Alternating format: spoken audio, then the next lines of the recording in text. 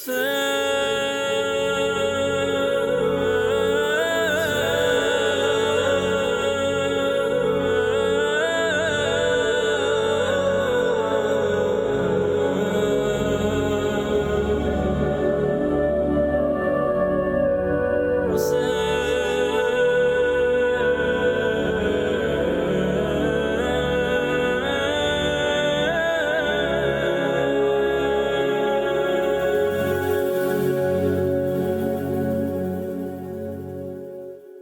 الله الرحمن الرحيم. الحمد لله رب العالمين، والصلاة والسلام على أشرف الخلق سيدنا وحبيب قلوبنا أبا الزهراء المصطفى محمد وعلى آل بيته الطيبين الطاهرين المعصومين، لا سيما سيدي ومولاي صاحب العصر والزمان عجل الله تعالى فرجه الشريف، واللعنة الدائمة على أعدائهم أجمعين من الآن إلى قيام يوم الدين.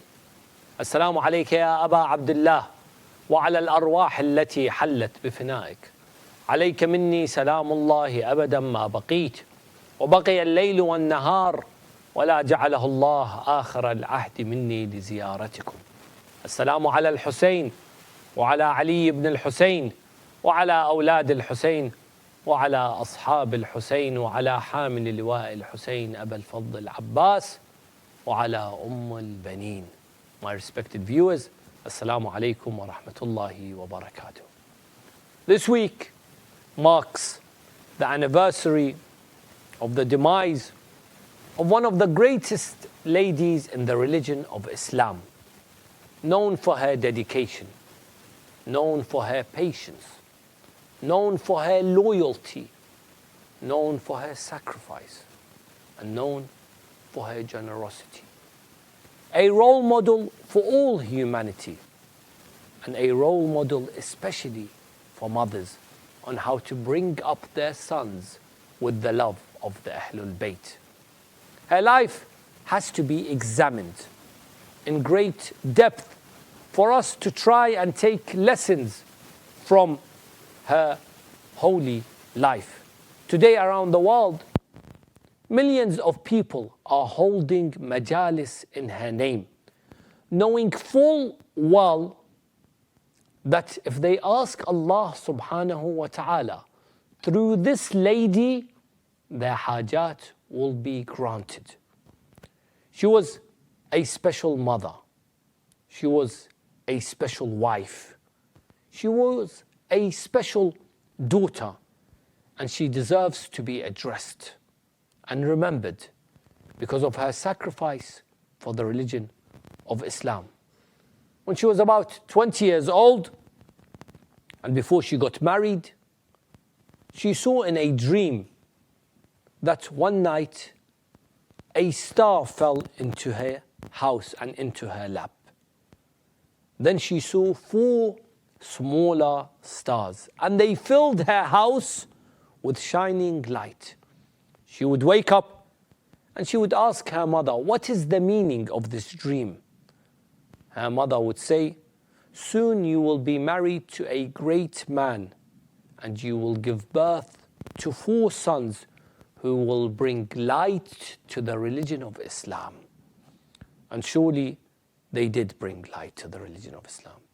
And these 4 stars kept the religion of Islam alive with their sacrifice. Her name was Fatima bint Huzam al-Kilabiyya, better known as Baneen. And by the way, this title of Baneen was given to her before even the birth, before even her giving birth to Abbas and his brothers. That's from a young age, and some historians even say that even before she met and married Amir al-Mu'mineen Ali ibn Abi Talib alayhi salam, she was given the title Baneen. Meaning the mother. Al-Baneen meaning sons, the mother of the sons. And historians mention that she was born in the 4th year after Hijrah. And she died on the 13th of Jamad al-Thani, 64 after Hijrah. And of course, 13th Jamad al-Thani is this week. And this is, of course, 3 years after the events of Ashura. She died in Medina and she was buried in Jannatul Baqi'. Today, if you go towards Jannatul Baqi', the Imams, as you enter, are on your right-hand sides, the 4 Imams buried in Jannatul Baqi', and her grave is on the far left-hand side as you enter Jannatul Baqi'. We ask Allah subhanahu wa ta'ala to allow us to visit the holy graves of the 4 Imams in Jannatul Baqi' and visit the grave of Baneen. Today, inshallah, I want to look at the life of this noble and this great lady. After the martyrdom of As-Sayyida Al-Zahra alayha afdalu salati wassalam, Amir al-Mu'mineen Ali ibn Abi Talib alayhi salam got married to a few women, because while marrying Fatima alayhi salam, he did not marry any other woman. But after Fatima passed away, in fact, as she was passing away, in one of her wills that has reached us, she tells Amir al-Mu'mineen that he should marry one of her cousins because she doesn't want to leave her children as orphans. Because let's remember, Imam al-Hasan is probably 7, Imam al-Hussein is maybe 6, Sayyidah Zainab is between 4 and 5 years old, and Kulthum is probably only 2 years old. And therefore, she has left 4 orphans. And therefore, Amir al-Mu'mineen Ali ibn Abi Talib, later on he marries, of course, Asma bint Umays, as we mentioned her last week when we spoke about Ja'far ibn Abi Talib.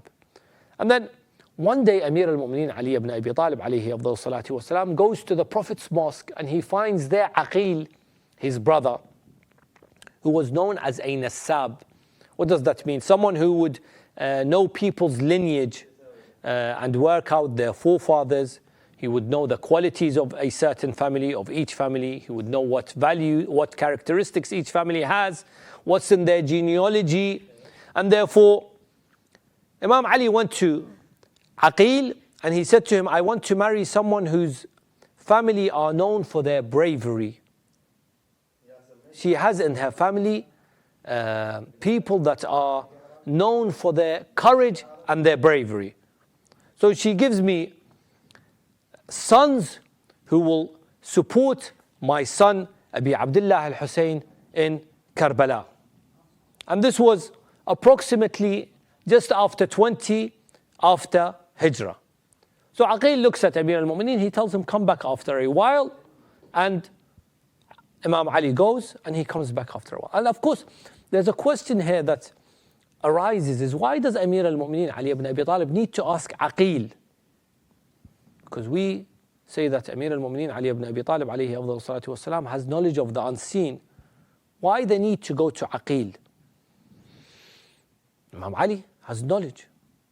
He knows, for example, when we look at his martyrdom, he knew that it was the night that he would be killed. He knew who was going to kill him. He has this knowledge.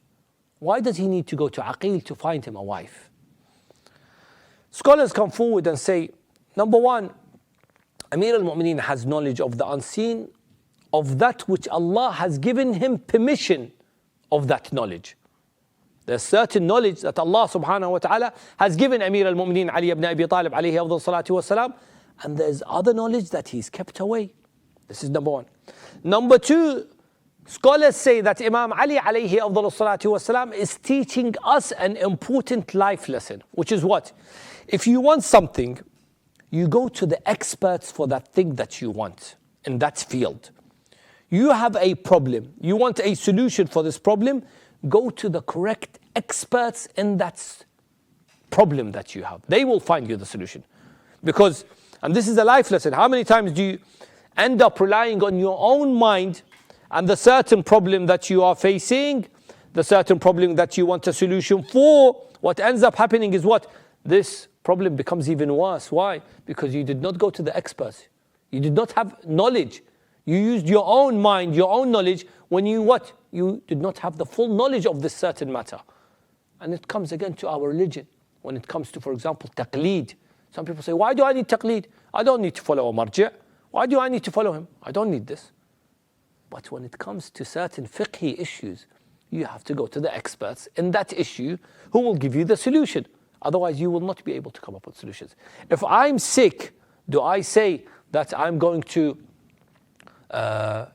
give my own medicine. I'm going to decide to take this medication, and this medication. Say, Habibi, are you a doctor? No. Are you a pharmacist? No. So how can you depend on your own knowledge when you don't have knowledge? Does that make sense? So Amir al-Mu'mineen Ali ibn Abi Talib is giving us a lesson. He's saying certain things, if you're not an expert in, go to the experts. Find the experts. Aqil was known as an expert in what? In genealogy. Therefore, I will go to him and he will solve this issue. Thirdly, the Imam shows us that each community needs a matchmaker in that community. And this is something that we, in some communities we have, and some communities we lack. We need matchmakers in the community that will bring people that are not married, and they will match them. And they will, again, by looking at family, sometimes you look at this family, and you look at another family, and they suit each other. For example, this family is a religious family. This family is a family that attends majalis. You're not going to find them proposing to a family where they are not religious, they don't attend majalis. There needs to be some compatibility between the families.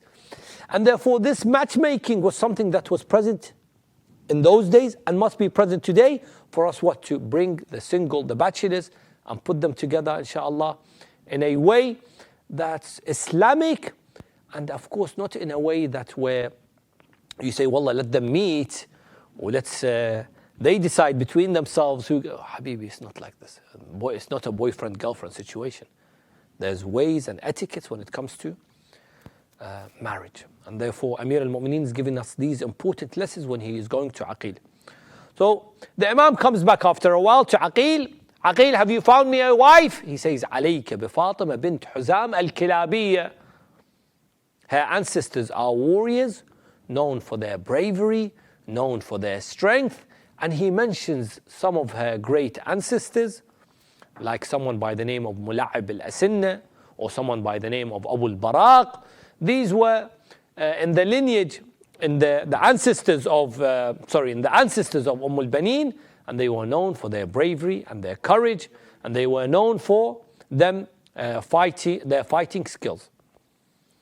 And therefore, they go towards Aqil and Amir al-Mu'mineen Ali ibn Abi Talib, alayhi afdal salatu wasalam, go towards the house of Huzam, the father of al-Baneen, and they propose. And of course, Fatima bint Huzam, al-Baneen, has already seen a dream. So this is now her dream becoming a reality. And she marries Amir al-Mu'mineen Ali ibn Abi Talib. And when she comes towards the house of Imam Ali after their marriage, she says to Amir al-Mu'mineen, "Oh Ali, I have two requests." Imam Ali says, "What are your requests?" He says, "Number one, don't call me by my name Fatima." He says, "Why?" He says, "Because I see that every time you may say Fatima, it may break the hearts of the children of Fatima. So don't call me that. Call me al-Baneen." "What's your second request, O al-Baneen?" She says to him, "Before we enter the house, let me go inside and speak to Hassan, Hussein, Zainab and Kulthum." He says, "Very well, go in." She goes in and she tells them that I'm not here to take a role as your mother. Rather, I am here to be your servant. Allahu Akbar. From day one, she has set her terms that I'm here to serve you. I'm here because I love you. She embodied the verse of Al-Mawadda. قُلْ لَا أَسْأَلُكُمْ عَلَيْهِ أَجْرًا إِلَّا الْمَوَدَّةَ فِي الْقُرْبَى. I'm not here to take the role of your mother Fatima. She's the daughter of Muhammad. But I'm here to serve the daughters and the sons of Fatima. She sets the term from the start. And while she was in the house, she gave birth to her first son on the 4th of Sha'ban in the 26th year after Hijrah. And that's why Abil Fadl Abbas alayhi salam was 34 years old in Karbala. Then she gave birth to Abdullah, then she gave birth to Uthman, and then she gave birth to Ja'far. And of course, the naming of Abbas is very important because Amir al-Mu'mineen Ali ibn Abi Talib chose this name. You have two types of names. You have a name known as a jamid, frozen name, or you have a name known as a name that is mushtaq, that is derived from another word. Mushtaq, for example, alim. If you call your son alim, which you take from the word ilm, you hope that one day he will be someone of ilm. Or for example, you call your son Jawad from the word Jud, generosity. Or you call your son, for example, Kareem from the word Karam, that he was someone that was generous. And therefore, we want, sometimes when naming our children, it's important to take a name that when you give your son, your daughter this name, when they grow up, it has a meaning. It's not a jamid name, it's not a frozen name. It's mushtaq, it's derived from something. Hassan means good. Ali comes from the word Ali, high. Muhammad comes from the word hamd, something that is praised. These are important. And therefore, the word Abbas, the name Abbas comes from what? From Abbas. Have you heard the verse, Abasa wa tawalla? Abbas means what? It means to frown. In one definition of Abbas, it says that he frowned in faces. In another, it says that he frowned in the face of the enemies. Another also meaning of the word Abbas is a roaring lion. A roaring lion that comes out on the battlefield. This is what the name Abbas means. And we have a narration that says that when he was born, Amir al-Mu'mineen Ali ibn Abi Talib would take Abbas, then he would kiss his right and his left hands. He would continue kissing it, then he would cry. And that's when Baneen, she would say, "Oh Amir al-Mu'mineen, is there anything wrong with my beloved son?" He says, "No, he is perfect. In fact, he is like a moon. He is Qamar Bani Hashim." He says, "Why do you kiss his hands and you cry?" He says, "Because these hands will be cut and will be sacrificed for his brother Hussein." And then Imam al-Hussein comes in, and Sayyidah Zainab comes in, and Imam al-Hassan comes in. And Abbas has his eyes closed. Imam al-Hussein asks his father if he can take his brother in his arms. He takes his brother, Abbas opens his eyes. The first person Abbas sees is his brother Hussein. And therefore, just like Amir al-Mu'mineen Ali ibn Abi Talib alayhi afdal salatu wassalam, his eyes were closed when he was born. When he came out of the Kaaba with his mother Fatima, the first person he opened his eyes to was Rasulullah sallallahu alayhi wa alihi wa sallam. He opened his eyes and he saw the Holy Prophet Muhammad sallallahu alayhi wa alihi wa sallam. Abbas here also, subhanallah, in this story, he opened his eyes and he saw his brother Hussein. Then his sister Zainab took him. As she says to her father, "Have you named him?" He said, "Yes." "What have you named him, father?" "I named him Abbas." "Have you given him a kunya, a title?" "Yes, Abul Fadl, which means father of virtues." And he was definitely a father to the virtues that he had. And Abbas alayhi salam with his brothers, Uthman, Abdullah and Ja'far, they grew up with their father Amir al-Mu'mineen. Even though in some narrations the youngest one, Ja'far, was only 1 year old when his father Amir al-Mu'mineen Ali ibn Abi Talib alayhi salam was martyred in Masjid al-Kufa. Yet they grew up with their mother Baneen, and after the martyrdom of Amir al-Mu'mineen Ali ibn Abi Talib alayhi afdal salatu wassalam, they moved back to Medina. And let's not forget that Abbas was 30 years younger than Imam al-Hussein, approximately, and Sayyidah Zainab. Therefore, it wasn't just like Imam al-Hussein and Sayyidah Zainab and Imam al-Hassan alayhi salam, where his siblings, they also played a role in his upbringing. Because Imam al-Hussein was probably in his 30s when Abu al-Fadl Abbas was first born. Imam al-Hussein was 30 years older, approximately, give or take a few years, than his younger brother Abu al-Fadl al-Abbas alayhi salam. And therefore, They were like his parents and they were involved in his upbringing, as was his mother. This is when I spoke about the role of Baneen as a role model for all mothers. In what? In the service of the Ahlul Bayt. She would look at Abbas and his brothers and she would say, never call Hassan and Hussein by their name. Never even say Akhi. What do I say, oh mother? Say Sayyidi. Say Mawlai, my master. When you address them, that's the way you should address them. That's why lines of poetry come forward later on and say that Baneen would say, never call them brother, call them master. Never walk in front of them, always walk behind them. Never be sitting down if they are standing up, and never be standing up if they are sitting down. Always be their shadow and always protect them. That's why till his final moments, Abul Fadl al-Abbas alayhi salam, he would say, Sayyidi ya Hussein. It's only when he fell that one time, and when the flag fell, he said, Akhi ya Aba Abdullah, adrik akhak. Come to the aid of your brother. That's the only time he called him what? By his name. And historians sometimes come forward and say the first appearance of Abbas in a battlefield wasn't in Karbala. In fact, it was in Siffin. Abbas showed his bravery. Baneen, we are told, notice that Amir al-Mu'mineen Ali ibn Abi Talib alayhi afdal as-salatu was-salam took Hassan and Hussein towards the battle. She said, what about Abbas? Take him also. So he took Abbas with him. But Amir al-Mu'mineen put a mask, a shield over the face of his son Abbas. He did not want anyone to see Abbas. And Abbas entered the battlefield. In one narration it says that Abbas alayhi salam on the day of Siffin killed 7 brothers and their father. So much so that everyone thought this was Amir al-Mu'mineen Ali ibn Abi Talib alayhi afdal salatu was salam. And later on they saw Amir al-Mu'mineen was somewhere else. And this is not Imam Ali alayhi salam. They were all shocked. They said, who is this warrior on the battlefield?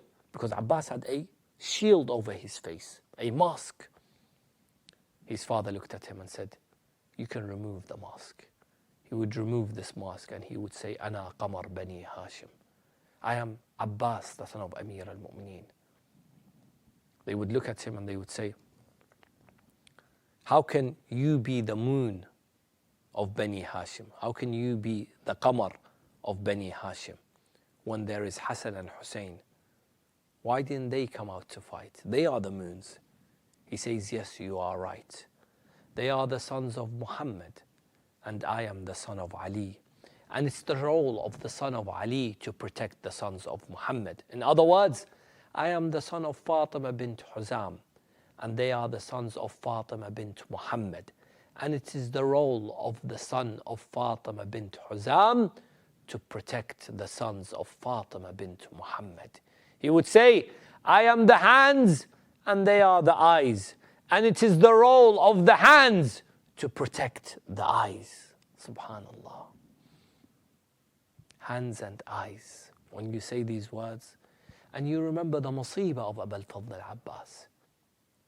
His hands were cut and there was an arrow in his eyes. Yet he learnt this sacrifice. He learnt to be steadfast, to be loyal. From where? From his mother. My dear brothers and sisters, we live in a very difficult time where we face many issues and many problems, whether it's from social media, whether it's from even school, whether it's from peer pressure from friends of our children. Every direction we turn, there are arrows facing us. And we are living, especially in the West, a busy life where we're trying to financially support our families. My dear brothers and sisters, there's a role for the parents. I'm not going to say just the mother. No, there's a role for both parents, father and mother, especially the mother and the father. They have a role in their children's upbringing.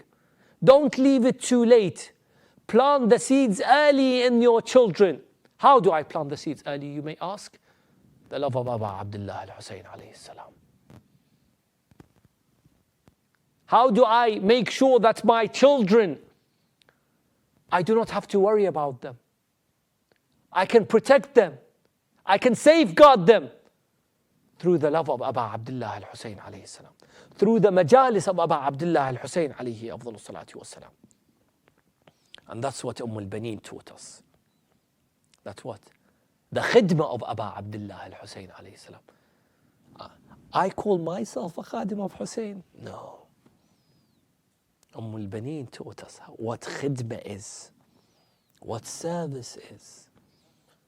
She planted the seeds in Abbas, in Abdullah, in Uthman, in Ja'far. To what? To serve Aba Abdullah al-Hussein. To know what khidmah is. And that's why on the day that Amir al-Mu'mineen Ali ibn Abi Talib was leaving this world, he would give his final will. He gave everyone their will, their final responsibility. Your next Imam is going to be Hassan. Look after Hassan, protect Hassan. Baneen would come towards Amir al-Mu'mineen. She says, have you left my son Abbas? What's his responsibility? What's his will? Abbas was upset. Amir al-Mu'mineen calls Abbas. Abbas, don't be upset. You want your will, your responsibility? He takes Abbas's hands and he points towards Imam al-Hussein and he says, your role, Ya Abbas, your will is to protect your brother Hussein. Then he takes Abbas's hands. Then he brings his daughter's hand, Zainab, and he places Zainab's hands in Abbas's hands. And it's as if he closes Abbas's hands and he says, Abbas, I want you to protect your sister Zainab. This was the responsibility of Abbas. And that's why Baneen was saddened after the martyrdom of Amir al-Mu'mineen. And then she had to witness the martyrdom of Imam al-Hasan alayhi salam until she saw in the month of Rajab in the 60th year after Hijrah, Abi Abdullah al-Hussein ruhi lahu al-fida, deciding to leave Medina and head towards Mecca and later on head towards Karbala. And it's as if she would bid farewell to her son Abbas. My dear brothers and sisters, today as I visited Karbala and as I entered into the shrine of Abil Fadl Abbas, we all have hajat. I said, Ya Abbas, I ask you through your mother, Baneen. The gates to our hawa'ij is Abil Fadl Abbas. But that gate of Abil Fadl Abbas was brought up in the house of Baneen. Therefore, our hajat, our needs, take it upon yourselves to ask Allah subhanahu wa ta'ala through Baneen. She will be the gate to our hajat. And that's why when she saw Abi Abdullah al-Hussein leave, it's as if she looked at Abbas and she said, Abbas, don't forget what I have told you. Be steadfast, loyal, brave, courageous. Make me proud, Abbas, in front of Fatima, the daughter of Muhammad. And Abbas did her proud, no doubt. And she would wait in Medina. And of course, some say, why didn't Imam al-Hussein alayhi salam, or why didn't Baneen go with them to Karbala? Why did Baneen stay in Medina? Number one, some come forward, and these are just assumptions on why Baneen did not go. That she had to look after the children that were left in Medina. For example, Fatima al-Alila al-Sughra was sick, she couldn't travel, so Baneen had to look after her. She also had to look after the children of Abil Fadl Abbas. She was their grandmother. Some say because of her old age and the trip would be difficult for her to go. She's an old lady.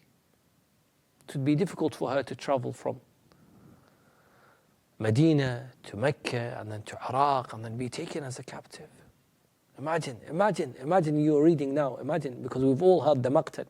Imagine Baneen being in Karbala and she has to go through all of that. And I assume, this is just an assumption, that Abi Abdullah al-Hussein ruhi lahu al-fida did not take Baneen because he did not want Baneen to go through this suffering.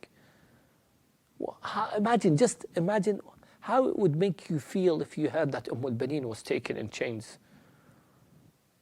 Yes, I know it breaks the heart that Sayyidah Zainab was taken in chains. But she stayed in Medina. Imam al-Hussein probably did not want Baneen to see what everyone else saw. Maybe it would be too difficult for a mother. Yes, there were mothers in Karbala that saw their children killed. But no mother had 4 children killed on that day except Baneen. She had 4 children killed that day. So maybe it's difficult for a mother to see this sight of 4 of her sons, especially Qamar Bani Hashim, Abu al-Fadl Abbas killed. And therefore I feel that Imam al-Hussein wanted Baneen to stay. And that's why she would wait in Medina.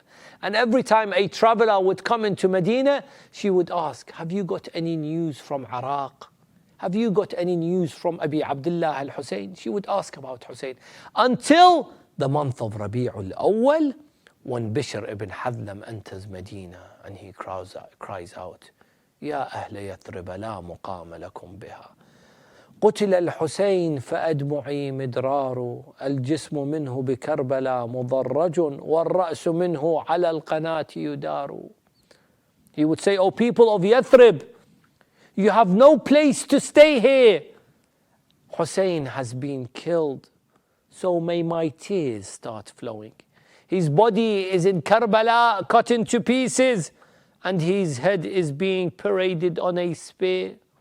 Baneen comes out. She would say, I heard the name Hussein. Is there news of Hussein? Whenever we remember Baneen, we remember this scene. But she would come out and she would have a child on her shoulders. And people would make way for her. And she would go towards the Prophet's mosque. And she would say, Ya Bishr, akhbarni an al-Hussein. Tell me about Hussein. Did she ask about Abbas? No. About Abdullah, about Ja'far, about Uthman? She asks only about Hussein. Akhbarni an al-Hussein. He says, عظم الله لك الأجر. May Allah reward you over the loss of your son. Ja'far, she said, I did not ask about Ja'far. He would say, may Allah reward you over the loss of your son, Uthman. She says, I did not ask about Uthman. Until he says, عظم الله لك الأجر. بولدك عباس. They say the child that she was carrying fell. She would say, قطعتني يا قلبي. You've broken my heart. I want to know about Hussein. Tell me about Hussein. Until he says to her, may Allah reward you with the martyrdom of Hussein. Baneen, even till her final moments, she would call out, Wa Husayna. That's why the first time she saw Zainab, when Zainab returned from captivity as a prisoner, when she looked at Zainab, she called out, Wa Husayna, Wa Ghariba. And that's why these days, we also call out with Baneen, Wa Husayna. And we also ask for our hajat through the intercession of Baneen. We ask Allah subhanahu wa ta'ala to allow us to visit the grave of Baneen in Jannat al-Baqi' and the grave of the 4 Imams in Jannat al-Baqi' and Masjid al-Nabawi and the grave of Rasulullah sallallahu alayhi wa alihi wa sallam. And we ask for the intercession of these infallibles and this holy lady Baneen. And inshallah I will see you next week. Wassalamu alaikum wa rahmatullahi wa barakatuh.